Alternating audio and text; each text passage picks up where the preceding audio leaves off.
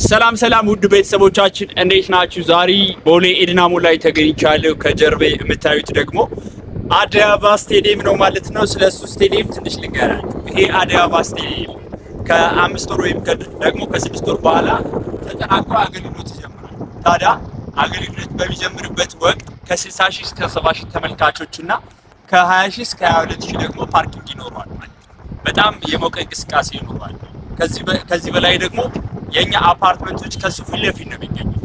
ከቤታችሁ ቁጭ ብላችሁ እግር ኳስን ወይም ደግሞ የትኛውን ማየት የስፖርት እንቅስቃሴ የምታዩበት አጋጣሚ ማለት ነው። በመሃል ቦሌ ኤድና ሞል። ታዲያ ከባለ 1 መኝታ እስከ ባለ 4 መኝታ መኖሪያ ቤቶች፣ የንግድ ሱቅ ደግሞ ብትፈልጉ ከካሬ ጀምራችሁ እስከ ፈለጋችሁ የካሬ አማራጭ በቦሌ ኤድና ሞል አለምነሽ ፕላዛ ቀጥ ወይም ደግሞ እንደምታዩት አዲስ አበባ ስቴዲየም ፊት ለፊት ማለት ነው።